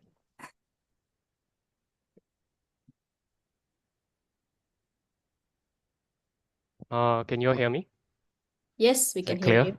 Right. Hello, everyone. I'm Zian. I'm founder of BG Hub. I'm here today to share how we can empower farmers in the ASEAN regions and how we can be part of this initiative and benefit from it. So we live in a world where we can enjoy the abundance of food through online ordering, groceries, or eating out with friends and families. And yet many farmers who put food on our table, they struggle to have food on their own table because of the lack of financial access. Here's the reality. Current financial solutions in the market, they are not farmer friendly at all. Because of the lack of collateral and credit histories, farmers are often excluded from many financial services, such as bank loan, equity crowdfunding platforms, and so on. Not only that, current financial solutions are often come in high interest rates, such as bank loans or P2P platforms, and not tailored to farmer operation and their harvesting periods. Smallholder farmers, they are the backbone of the ASEAN agriculture, and yet they need financial access in order to address the farming challenges, ensuring a reliable production and income so they won't be trapped into a poverty cycle. This is not a farmer problem, it's a food security problem. 80% of the food we eat are farmed by the 100 million smallholder farmers in the ASEAN region, yet less than 1/3 of them have financial access. That equal to 100 billions of unmet demands in finance. This is a problem right now. We all have already felt the brunt of rising food prices, and the B40 groups felt the most, especially during the food disruption, such as food crisis during COVID-19. With growing populations and climate crisis, we need to empower farmers with financial access so they can have the tools to farm food for us and have a sustainable income. Here in BG Hub, we make financing accessible for farmers, allowing farmers to offer their farming project as investment opportunities to consumers, which means every one of us can be part of this initiative, invest in farmers' projects together as cooperative members. With upfront capital, we support farmers and now they can scale and grow their business. We empower them to have sustainable income in long run while we make money from it. Here's how we work. So BG Hub, as a platform, as a cooperative, we will source, screen, and offer farming opportunity to our members. So all these farmers will have to do their due diligence and KYCs in order this is how we do screen them. And as a member, you can elect and participate in any project that you are interested in and the volume that you desire.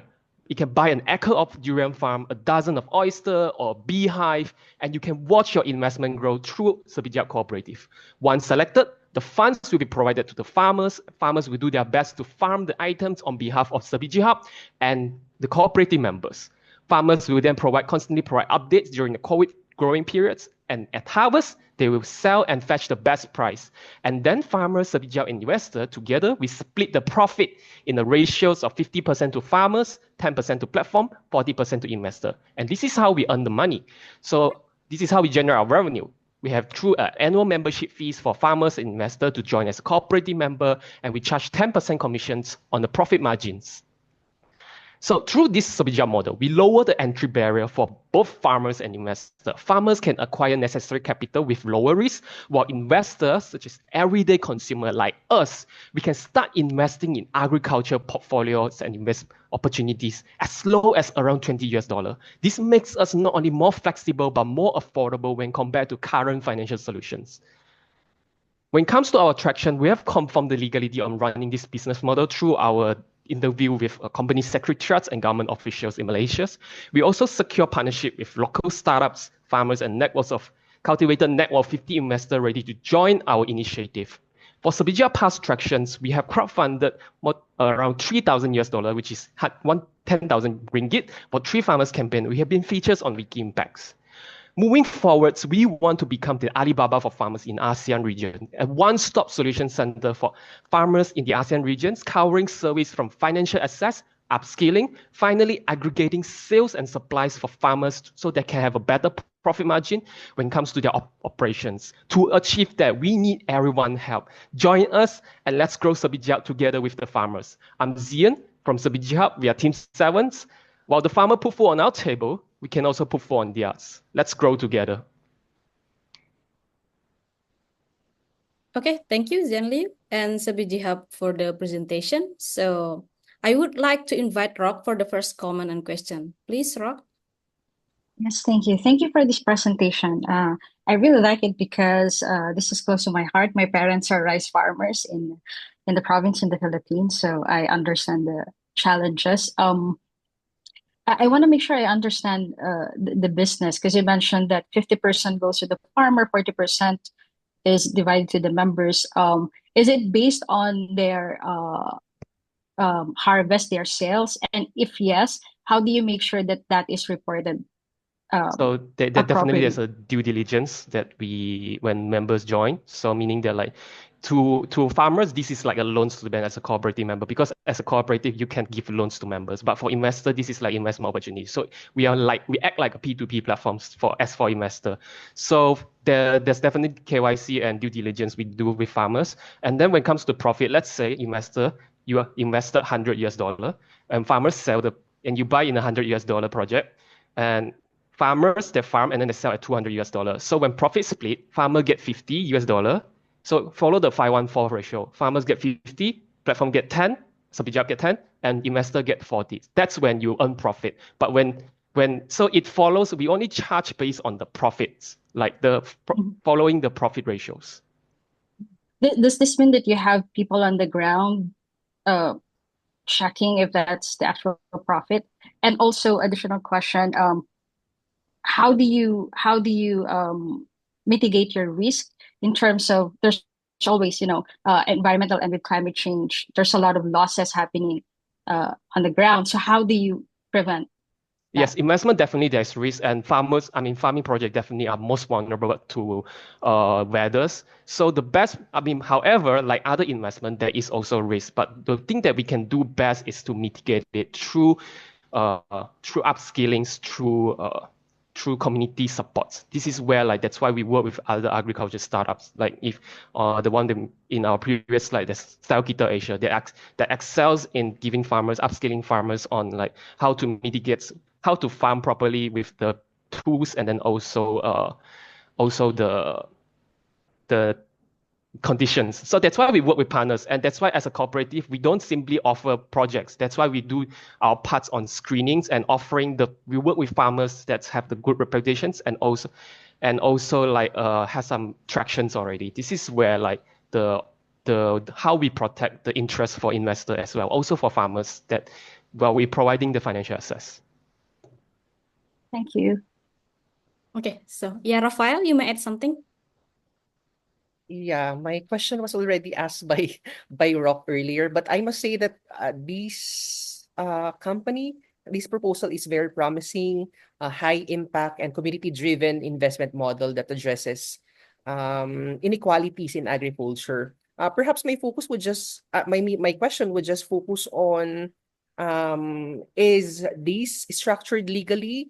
I mean, is it following your country's rules for crowdfunding or investment? So it's heavily regulated in Malaysia. That's why we can't start as a P2P platform. That's why we have to start as a cooperative, which I earlier mentioned. As a cooperative model means that we can't offer the projects, the portfolio openly to publics.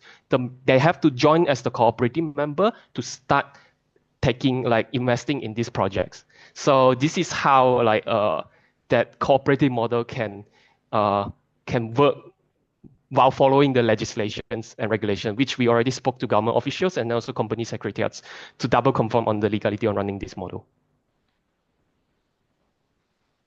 All right, thank you. Okay, thank you. So maybe Dr. Wasan, you may add the last comment.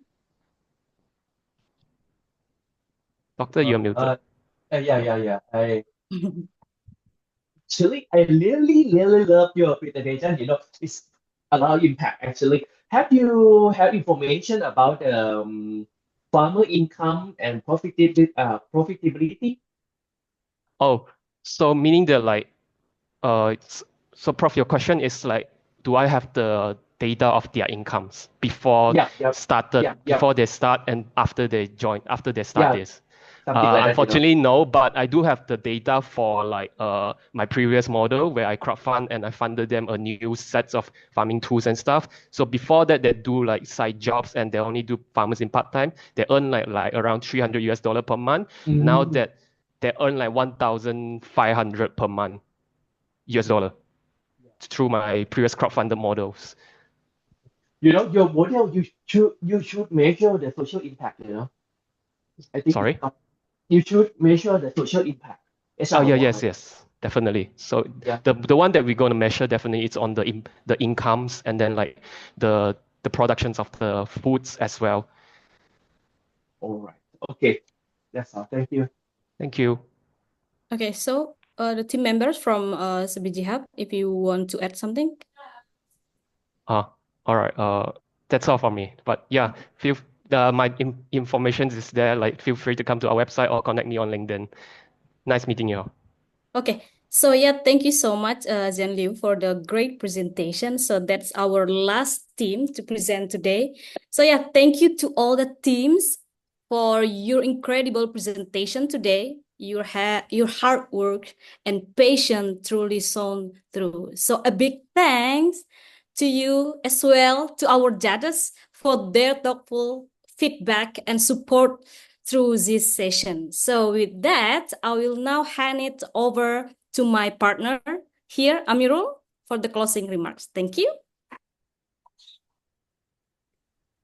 Hi, thank you so much, Febroza, for the session.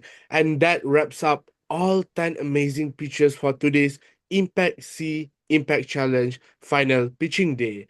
So before that, let's give a big virtual round of applause to all of our change makers today. Yay. All right. So thank you to every team for bringing your energy, passion, and ideas to the table. It's not easy to build something and put it out into the world, but you all did it. And you did with the heart. You should really be proud of yourself. So before we close, I would like to invite someone special to share a few words on behalf of all the mentors. Alan, the floor is yours.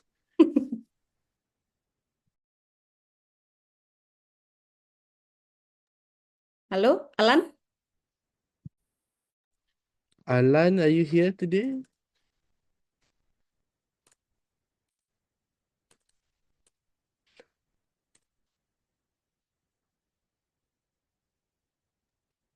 Hello, Alan.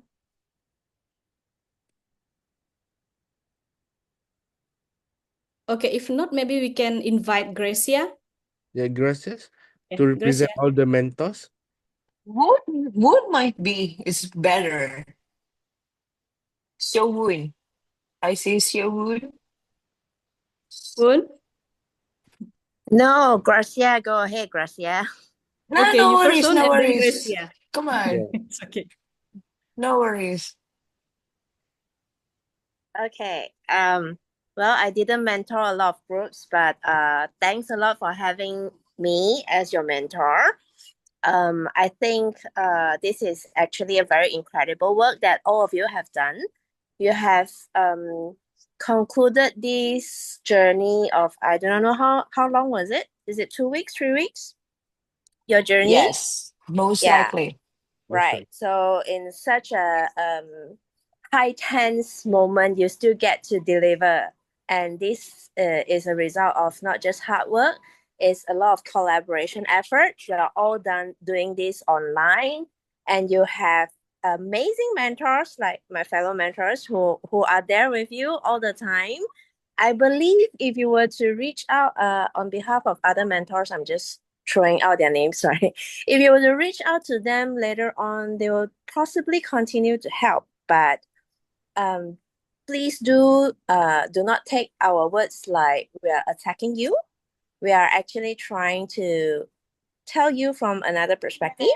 We hope that you can use this experience and put it on to other future applications, not just for ImpactSEA, because ImpactSEA is for what you're trying to do. It's not just for ImpactSEA, it's for you. All right, so that will be all from me. Thanks all. Thank you so much, Woon. Gracias, do you want to say a few words?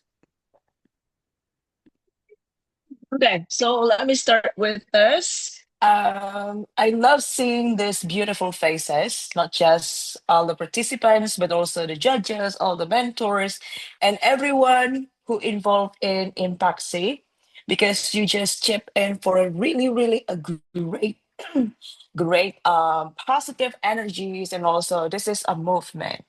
And I love mentoring these guys because they have their own personality, they have their own problems, struggles, but at the end of the day, every team is really an amazing team because they work together, they try their best. But one thing for me as a good leader, as a good change makers and future leaders, I would like to send this message to you. Um, please and please respect boundaries, respect diversity, but especially respect each other time, because time is the only invaluable things that cannot be bought by any other currencies. So please, future leaders, be disciplines and respect each other times, because it's not just the participants but also the mentors and especially the organizers who work really hard to support you and make this program into life until today. So congratulations, thank you so much, and please, for those top 10 and everyone, please stay humble. Please stay humble, because knowledge is power, but knowledge without humility is arrogance. So that's it from me. Congratulations, everyone. See you. Thank you so much, Woon and Gracias, for your words to all the participants and change makers today. And I think like next we would love to hear from our judges. Maybe some of overall reflection on today's speech, what stood out to you, and if there is any honorable mention or shout out that the judges would like to give.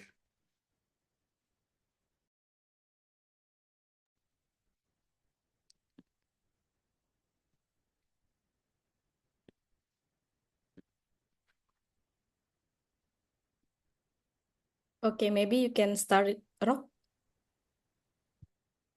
Yeah, well, it's been a pleasure really and an honor just, being here and witnessing all the um impactful ideas. I wish we had more time to really digest, and provide feedback, but everyone's we can see the amount of work that you've put into it and the amount of thought and the passion for the things you're doing.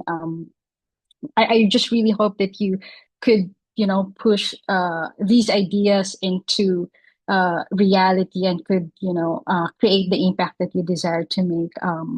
Uh, I don't know which one to shout out. Well, the last one was most recent in my mind, and again, from a family of farmers, I think that could be really transformative for our farmers. But all the other ideas I think are on a good start, and also congratulations to ImpactSEA. I think you're doing a wonderful job in helping our youth in the region to think about impact and also start businesses that has impact.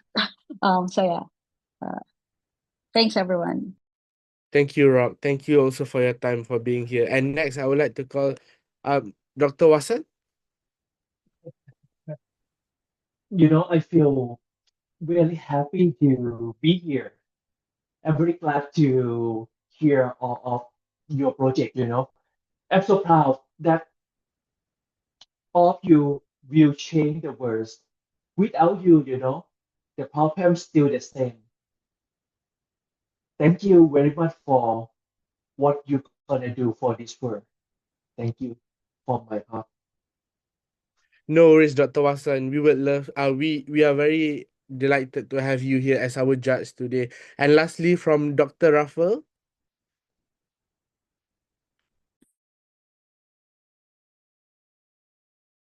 Okay, yeah.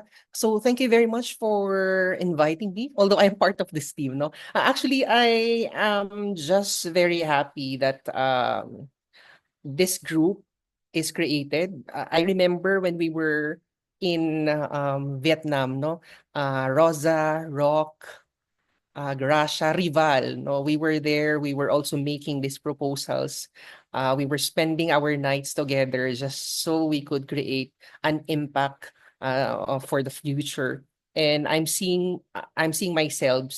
I'm seeing myself to you, no, what you're doing right now. So congratulations, and I just hope that in the future you would really create these programs. I truly hope this resonates in the future. The proposals you're making are already creating meaningful impact now. And yeah, congratulations to all of you. Thank you so much, Dr. Raffel and all the judges. And next, I think we would love to hear from the backbone of ImpactSEA. Mas Rival, the floor is yours. Hello, good afternoon, everyone. So first, I just want to take a moment to breathe it all in, because what we've witnessed today, I think is more than just a pitching event. It's a proof like that Southeast Asia is not short of ideas. So we're not short of courage, and we're definitely not short of change makers, right? So over the past few weeks, we saw 250 plus youth from across ASEAN come together, forming 44 teams and very diverse, passionate teams. You brainstorm, build, failed, iterated, got feedback, pivoted, and now 10 of you made it to this stage. But let me be clear. So every team who dared to dream, who showed up, who collaborated across cultures, I think you're part of this movement. You've already done what many only talk about, talking action. And so to our mentors, to our judges, and of course, all the change makers, thank you for believing in yourself and youth, not just as future leaders, but as today's solutions builders. So your ideas are powerful, but what moves us even more is the heart behind them. So from education for the blind to financial literacy for teens, from mobile recycling to farmers inclusion, I think you're showing the world what youth leadership truly looks like.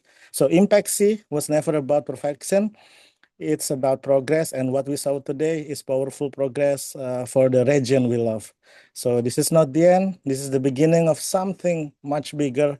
So let's keep building, keep collaborating, and keep lifting each other up across border, across background. together we're not just imagining a better Southeast Asia, we're making it real. Thank you and congratulations to every single one of you. And let's go further together. Thank you so much, Mas Rival, as the head of project of ImpactSEA. Now, I think we would love to move on to the photo session with all the participant change makers, the judges, and ImpactSEA team. I would like to request everybody to turn on their camera. All right, guys, let's turn on our camera to take the photo. And Wait. I think we need to spotlight the judges. Okay, Mas Rival, as host, Okay. can we spotlight the judges? Wait. And then I can help you guys to take the pictures. Let's spotlight.